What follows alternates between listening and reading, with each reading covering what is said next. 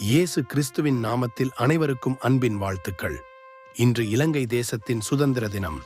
இன்றைய நாளிலும் தேசத்தின் ஆசீர்வாதத்துக்காகவும் நமது ஆசீர்வாதத்துக்காகவும் சில வாக்குத்தத்த வசனங்களை விசுவாசத்துடன் அறிக்கையிடுவோம். அப்பொழுது விடியற்கால வெளுப்பைப் போல உன் வெளிச்சம் எழும்பி உன் சுகவாழ்வு சீக்கிரத்தில் துளிர்த்து உன் நீதி உனக்கு முன்னாலே செல்லும். கர்த்தருடைய மகிமை உன்னை பின்னாலே காக்கும்.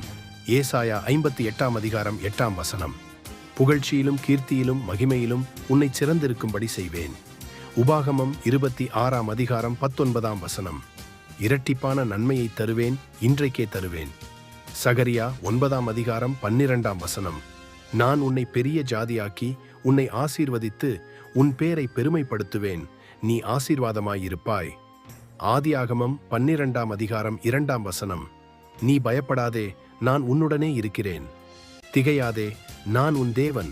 நான் உன்னை பலப்படுத்தி உனக்குச் சகாயம் பண்ணுவேன். என் நீதியின் வலது கரத்தினால் உன்னை தாங்குவேன்.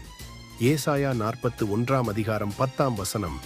கர்த்தர் உன்னை வாலாக்காமல் தலையாக்குவார், நீ கீழாகாமல் மேலாவாய். உபாகமம் 28:14. உன் ஊற்றுக்கண் ஆசீர்வதிக்கப்படுவதாக. நீதிமொழிகள் 5:18. உன்னை அதிசயங்களை காண பண்ணுவேன். மீகா 7:15. உன் கைகளின் பிரயாசத்தை நீ சாப்பிடுவாய், உனக்கு பாக்கியமும் நன்மையும் உண்டாயிருக்கும். சங்கீதம் 128:2. சின்னவன் 1000 சிறியவன் பலத்த ஜாதியுமாவான். கர்த்தராகிய நான் ஏற்ற காலத்தில் இதை தீவிரமாய் நடப்பிப்பேன். ஏசாயா 60:22. அற்பகாலம் மூண்ட கோபத்தினால் என் முகத்தை இமைப்பொழுது உனக்கு மறைத்தேன்.